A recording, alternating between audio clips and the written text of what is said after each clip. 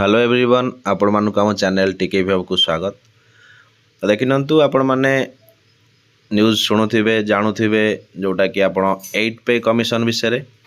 तो 8 पे कमिशन आगु को फॉर्मेशन हवार अछि 2026 से जो लागू हवार थिला वर्तमान सुधा सेथि पई किछि न्यूज़ अपडेट आसी नाही बा समस्तक आशा अनुसार किछि न्यूज़ वर्तमान आसी नाही। तापरे भी बारंबार लोकसभा रे प्रश्न उठा जाउची 8 पे कमिशन फॉर्मेशन पई किछि स्टेप निया गला कि नाही सेथिरे भी किछि आशा मूलक उत्तर आसी नाही। तो एबे से भली गोटे प्रश्न उठीथिला तो से प्रश्न को आम देखिबा लोकसभा रे कोन प्रश्न पचराइथिला तार जवाब कोन रखिथिले फाइनेंस मिनिस्टर। तो देखिनंतु लोकसभा रे पुणी उठिला प्रश्न से प्रश्न कोन थिला से प्रश्नर उत्तर रे आसुची 8 पे कमिशन फॉर्मेशन पई दुईटी प्रेजेंटेशन रिसीव करछंदी सरकार।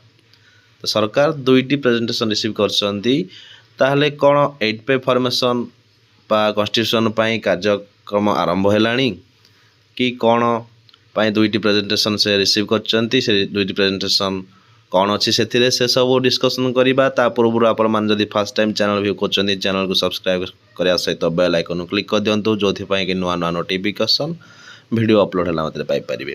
तो देखी नवा कौन थिला प्रश्न आ कौन रहा उत्तर आ 8 पे कमिशन लागू पाई किसी कार्य आरंभ होईची कि नहीं से विषय में जापर।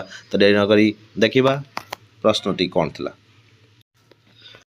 तो देखिए government of India ministry of finance department of expenditure Lok Sabha जोटा आमर आसी देखो question number 195 to be answered on Monday जोटा कि जुलाई 22 रे आंसर कराइथिला।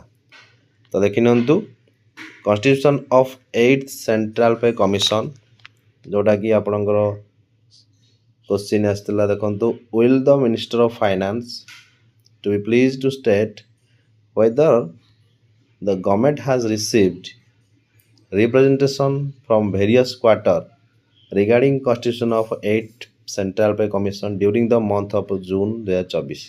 तो जून 2024 रे गवर्नमेंट रिप्रेजेंटेशन वेरियस क्वार्टर पे जमती लगिवा कथा से को रिसीव करिछि कि नाही से विषय भी प्रश्न पचरा है। सेकेंड अच्छी इफ सो जदि रिसीव करछि the detail thereof and the action taken there on representation wise जदि रिसीव करछि तार डिटेल्स कौन रिसीव करछंती आ कौन एक्शन नेले रिप्रेजेंटेशन वाइज से प्रश्न पचराइथिला।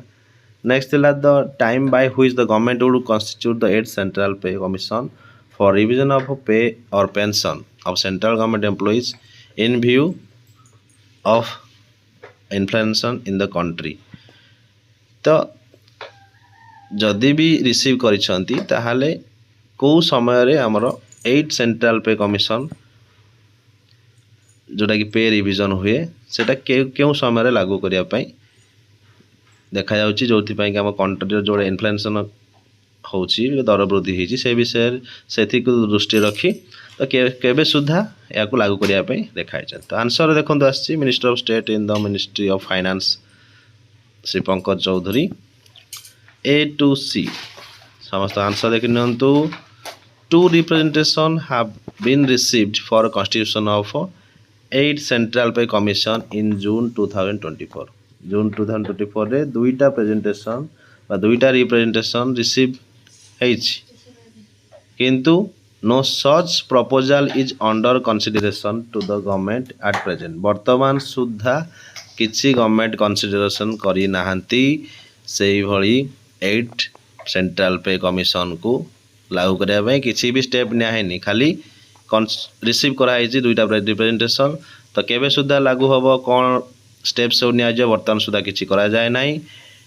तो देखा जाऊ आगो केबे रिसीव किसी कार्यक्रम आरंभ हो कि ना 8 सेंट्रल पे कमिशन पाई। तो आपण मानकर कौन मतामत अच्छी से विषय जनातु कमेंट माध्यम 8 सेंट्रल पे जल्दी लागू होबार दरकार कि नाही। तो वीडियो शेयर करंतु जो समस्त इनफॉरमेशन पाई परिबे। आज पे एतिकी धन्यवाद।